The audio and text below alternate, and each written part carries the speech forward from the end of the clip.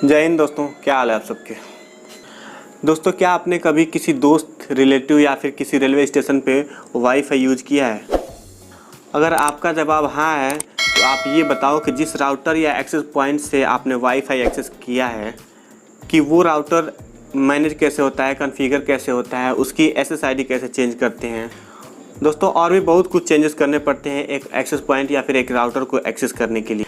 तो चलिए दोस्तों, आप और हम मिलकर एक राउटर को एक्सेस करते हैं और उससे कॉन्फ़िगर करते हैं और उसमें देखते हैं कि क्या क्या चेंजेस या फिर क्या क्या मैनेज कर सकते हैं, क्या क्या कॉन्फ़िगरेशन हम लोग कर सकते हैं उसके अंदर।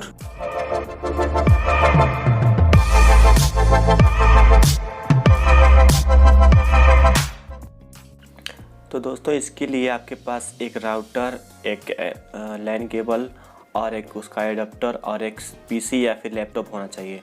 तो मेरे केस में देखिए दोस्तों, मेरे पास एक राउटर है और ये लिंक्सिस का है। इसको मैं दिखा देता हूँ। ये इसका पावर पोर्ट है और ये सारे लैन केबल के पोर्ट्स हैं। और इसके बाद फिर मैं आपको दिखा देता हूँ कि यहाँ पे मेरे पास एक लैन केबल है जिसके थ्रू मैं इस एक्सेस पॉइंट को कनेक्ट करूँगा और इसका एडाप्टर है। एडाप्टर पावर देने के काम में यूज़ होगा इसका। और यहाँ पे पीछे एडाप्टर का पोर्ट दिया है, उस पोर्ट में हम लोग इसको लगा देते हैं। तो यहाँ पे मैंने देखिए दोस्तों इसके पोर्ट में लगा दिया है और फिर अपने एडाप्टर को किसी बोर्ड में या फिर किसी स्विच में लगा देंगे। तो देखिए दोस्तों, मैंने अभी इसका पावर लगा दिया है। ये पावर ऑन हो चुका है। आपको भी ऐसा लगा देना है और फिर अपने लैन केबल को लेके इसके किसी भी पोर्ट में लगा सकते हैं, लैन के किसी भी पोर्ट में। तो चलिए मैं इसको अभी इंजेक्ट कर लेता हूँ और इसका जो दूसरा वाला सिरा है उसको अपने लैपटॉप या फिर अपने पीसी में लगाएंगे। तो चलिए मैं इसको अपने केबल को लगा लेता हूँ अपने लैपटॉप में। देखिए दोस्तों, अभी मैंने ये अपने एक्सेस पॉइंट को अपने लैपटॉप से कनेक्ट कर रखा है और इसको पावर भी दे दिया है। और यहाँ पे देखिए ये ऑन हो चुका है, ब्लिंक कर रहा है। अभी हम लैपटॉप में आएंगे और लैपटॉप में इसकी एक्सेस करेंगे। तो लैपटॉप में दोस्तों यहाँ पे हमें सबसे पहले इसकी आईपी एड्रेस चेक करना पड़ेगा कि इस डिवाइस की आईपी एड्रेस क्या है। और सेम रेंज का आईपी एड्रेस अपने लैपटॉप या फिर अपने सिस्टम में भी डालना होगा। तो आईपी एड्रेस के लिए हमारे पास एक सॉफ्टवेयर है, एडवांस आईपी स्कैनर। इसमें हम लोग उसको फाइंड करेंगे कि इस डिवाइस का आईपी एड्रेस क्या है। लेकिन उसके पहले हमें अपने डिवाइस अपने लैपटॉप की आईपी एड्रेस देखना पड़ेगा कि इसे किस रेंज की आईपी मिल रहा है। तो इसके लिए हमें कंट्रोल पैनल में नेटवर्क एंड शेयरिंग सेंटर में जाने के बाद यहाँ पे आपको ईथरनेट का एक पोर्ट दिख रहा है लगा हुआ है जो, तो इस पर क्लिक करेंगे और यहाँ पे डिटेल पे जब क्लिक करेंगे तो यहाँ पे आपको दिखाएगा आईपी एड्रेस। तो देखिए दोस्तों, हमारा 192.168.1.20 मिला है। यहाँ पे चेंज अडाप्टर सेटिंग में भी वही ऑप्शन देख सकते हैं, सारे जो भी हमको चाहिए होगा वहाँ पे यहाँ देख सकते हैं। तो आईपी हमने देख लिया। तो लैन के कनेक्ट करना है तो इसलिए हमें वाईफाई को अभी हमें डिसेबल करना है ताकि वाईफाई से ना कनेक्ट करके लैन से ही कनेक्टेड रहे। तो चलिए यहाँ पे हमारा ये काम हो गया। अभी एडवांस आईपी स्कैनर में हम लोग इसको स्कैन करेंगे। तो स्कैन करने के लिए हमारे जो रेंज की जो नेटवर्क है पूरा नेटवर्क इसमें डाल के, जैसे कि 192.168.1.20 मिला था, तो 1.1 से लेके 254 तक हम लोग सर्च करेंगे कि इस बीच में कहीं भी वो आईपी एड्रेस होगा इस डिवाइस का तो वो हमें फाइंड हो जाएगा। और इसके लिए जैसे खोजने के लिए हमें 2-3 चीज़ देखना पड़ेगा। सबसे पहले उस डिवाइस का मैक आईडी से मैच करना पड़ेगा कि जो मैक आईडी हमारे डिवाइस का है वो इसमें मैक आईडी से मैच करके हमें कंफर्मेशन मिलेगा कि जो डिवाइस हम सर्च कर रहे हैं वो यही है। और दूसरा क्या होता है, मैन्युफैक्चरर यानी कि कंपनी का नेम।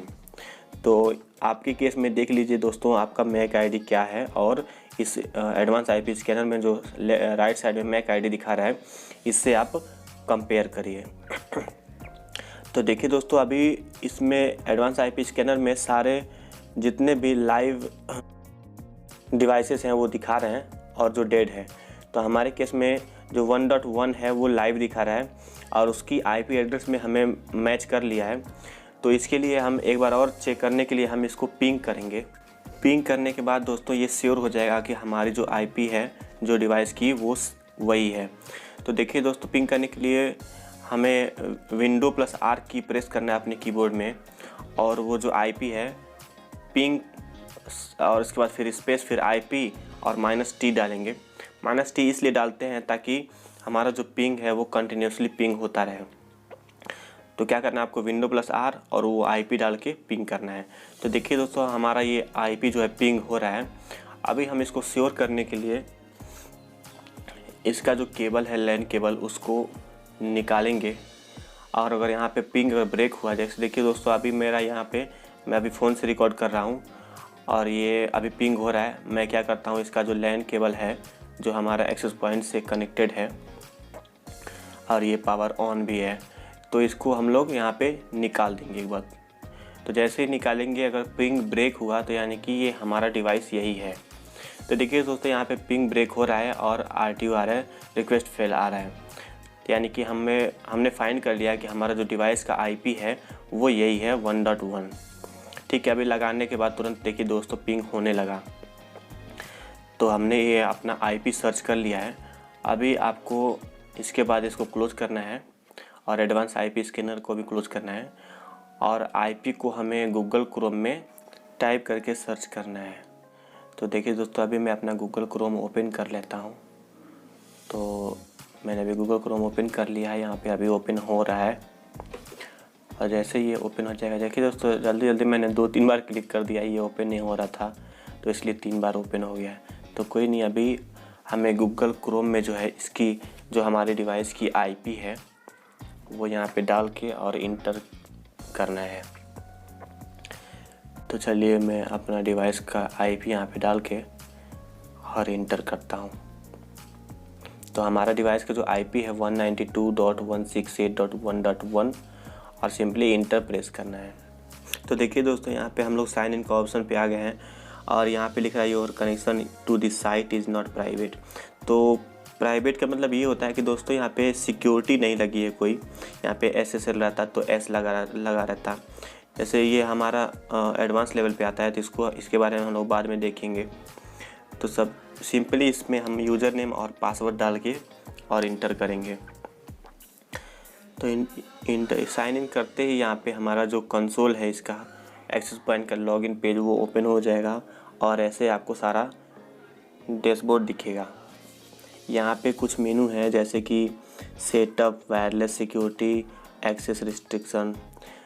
तो हमें अभी हमारा जो है सेटअप यानी कि फर्स्ट मेनू पे हम लोग हैं और इसके अंदर देखिए दोस्तों बहुत सारे ऑप्शन है जैसे कि ऑटोमेटिक कॉन्फ़िगरेशन DHCP, यानी कि हमारा जो एक्सेस पॉइंट है वो DHCP अभी इनेबल रखा है। और यहाँ पे सबसे पहले टाइम, लास्ट में दिखा रहा है टाइम जोन और यहाँ पे टाइम जोन हमारा गलत है, इसको सही करना है सबसे पहले। तो अभी फ़िलहाल मैं इंडिया में हूँ तो यहाँ पे हमारा टाइम जोन यहाँ पे न्यू दिल्ली वाला सिलेक्ट करके और जो भी आपको चेंजेस करने हैं उसके नीचे आपको सेव सेटिंग में क्लिक करना है ताकि वो अप्लाई हो सके। तो देखिए दोस्तों, हमने अभी सेटिंग का जो क्लिक किया था वो सेव हो चुका है, टाइम हमने चेंज कर लिया है। नीचे आके देख लेते हैं तो हमारा ये दिखा रहा है मुंबई, कोलकाता, मद्रास एंड दिल्ली। इसके बाद हमको इसका आईपी देखना है कि आपको किस टाइप से आईपी इसको प्रोवाइड करना है, DHCP या फिर स्टैटिक, तो यहाँ पे आपको डालना है। वायरलेस सेटिंग में आने के बाद दोस्तों यहाँ पे दिखा रहा है आपको 2-3 चीज़ दिखा रहा है। वायरलेस नेटवर्क मोड क्या है और इसका SSID क्या है, वायरलेस चैनल क्या है और SSID ब्रॉडकास्ट। तो आपको अपने अकॉर्डिंग जो भी आपको चेंजेस करने हैं यहाँ पे कर सकते हैं। तो चलिए मैं अपना SSID चेंज कर लेता हूँ और यहाँ पे चैनल के लिए अभी मैं थोड़ी देर में बताता हूँ। चैनल भी बहुत इम्पॉर्टेंट चीज़ होता है इसको देखने के लिए, इसको सेट करने के लिए। तो यहाँ पे अभी मैं SSID चेंज करके और सेव सेटिंग पे क्लिक कर दिया हूँ और ये हमारा जो सेटिंग है वो सक्सेसफुल हो चुका है। फिर कंटिन्यू पे क्लिक करेंगे तो फिर लॉगिन पेज में खुल जाएगा और यहाँ पे सिक्योरिटी में हम लोग देखेंगे तो 4 ऑप्शन दिखा रहा है, तो अभी जो ये है उसको छोड़ देते हैं। और यहाँ पे वायरलेस रिस्ट्रिक्शन में दोस्तों बहुत सारे एडवांस लेवल पे हम लोग इसको शेड्यूलिंग कर सकते हैं। जैसे कि देखिए दोस्तों, इंटर पॉलिसी नेम, जो भी पॉलिसी इसमें अप्लाई कर सकते हैं।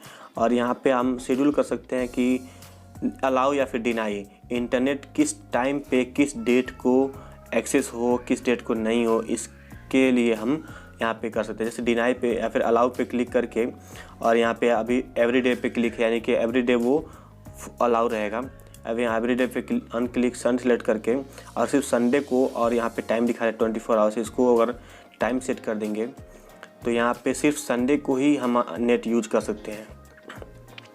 तो चलिए दोस्तों, अभी मैं इसको नहीं ये करूँगा चेंजेस। और यहाँ पे दिखा है दोस्तों ब्लॉक्ड सर्विस, यानी कि जो इसमें सर्विसेज हैं, टेलनेट है, SSH है, FTP है, POP3 है, बहुत सारे सर्विसेज हैं, उसको हम लोग यहाँ से ब्लॉक कर सकते हैं सिंपली। तो चलिए मैं अभी कोई इसमें चेंजेस नहीं करूँगा। और यहाँ पे लास्ट में दिखा रहा है wireless website blocking by URL, और नीचे दिखा रहा है वेबसाइट ब्लॉकिंग बाय कीवर्ड। तो आप URL या फिर कीवर्ड से भी कोई वेबसाइट को ब्लॉक कर सकते हैं, यानी कि आपकी डिवाइस से कनेक्टेड रहेगा, नेट चलेगा, सब कुछ चलेगा, लेकिन जो भी आप इसमें एंट्री कर दिए रहेंगे वो ब्लॉक हो जाएगा यहाँ पे।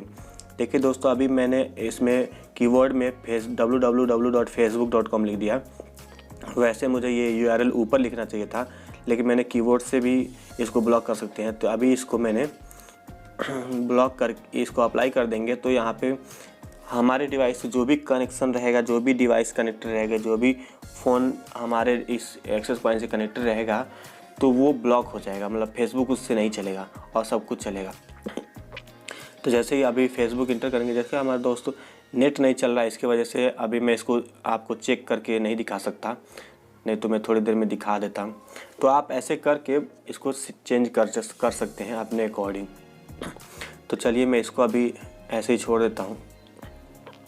और यहाँ पे देखो दोस्तों, एप्लीकेशन एंड गेमिंग में इतना ज़्यादा फंक्शंस नहीं होता है, इतना ज़्यादा यूजफुल कुछ नहीं होता है। तो इसके लिए मैं इसको अभी थोड़ा सा ओवरव्यू बताता हूँ। जैसे कि पोर्ट रेंज क्या है, TCP UDP, यहाँ पे नीचे कुछ ऑप्शंस दिए गए हैं, उसको आप चेंजेस कर सकते हैं। तो चलिए मैं इसको अभी दूसरे होम मेनू पे हम लोग चलते हैं।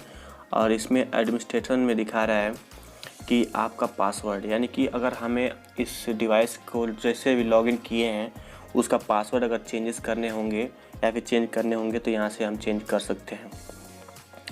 इसके बाद फिर दोस्तों दिखा रहे हैं हमारा स्टेटस, यानी कि जितने भी हमने मेनू मॉडिफाइंग किए हैं इस सिस्टम पे, इस डिवाइस पे, तो वो यहाँ पे सारा स्टेटस में दिखाएगा। स्टेटस में भी दोस्तों सब मेनू दिखा रहा है, जैसे कि राउटर है, लोकल नेटवर्क है और वायरलेस है।